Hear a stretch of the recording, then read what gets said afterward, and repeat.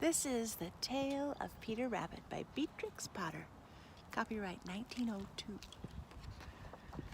Once upon a time, there were 4 little rabbits, and their names were Flopsy, Mopsy, Cottontail, and Peter. They lived with their mother in a sandbank underneath the root of a very big fir tree. "Now, my dears," said old Mrs. Rabbit one morning, "you may go into the fields or down the lane, but don't go into Mr. McGregor's garden. Your father had an accident there. He was put in a pie by Mrs. McGregor. Now run along and don't get into mischief. I'm going out."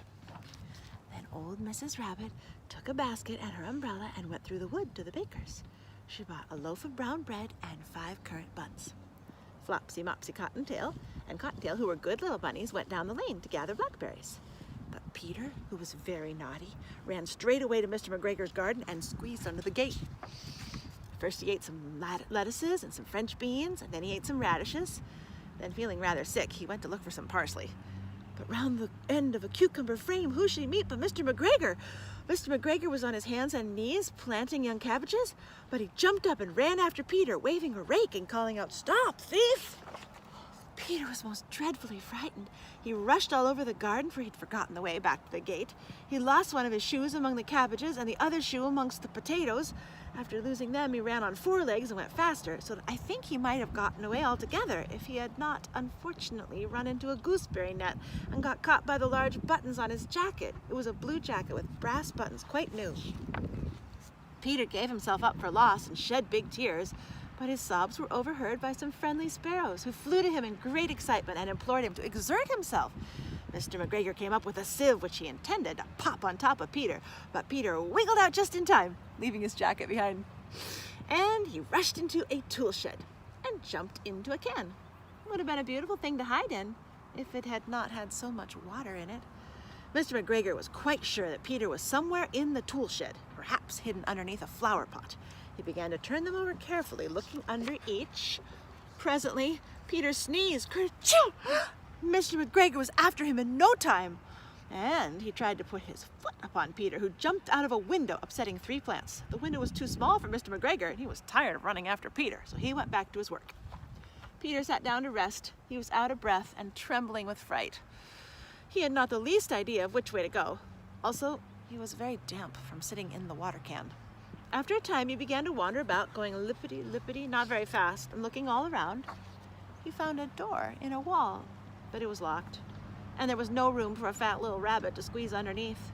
An old mouse was running in and out over the stone doorstep, carrying peas and beans to her family in the wood. Peter asked her the way to get to the gate, but she had such a large pea in her mouth she could not answer. She only shook her head at him, and Peter began to cry. Then he tried to find his way straight across the garden, but he became more and more puzzled. Presently, he came to a pond where Mr. McGregor filled his water cans. A white cat was staring at some goldfish. She sat very, very still, but every now and then the tip of her tail twitched as if it were alive. Peter thought it best to go away without speaking to her, because he had heard about cats from his cousin, little Benjamin Bunny.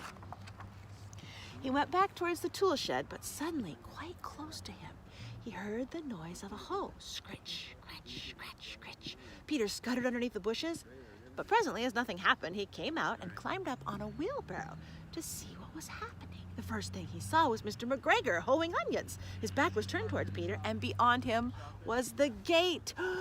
Peter got down very quietly off the wheelbarrow and started running as fast as he could go. Along the straight walk, behind some blackcurrant bushes, Mr. McGregor caught sight of him at the corner, but Peter did not care.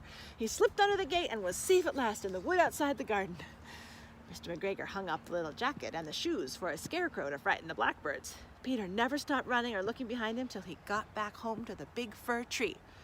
He was so tired he flopped down upon the nice soft sand of the floor of the rabbit hole and shut his eyes. His mother was busy cooking.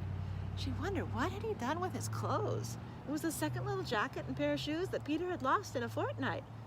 I'm sorry to say that Peter was not very well during that evening.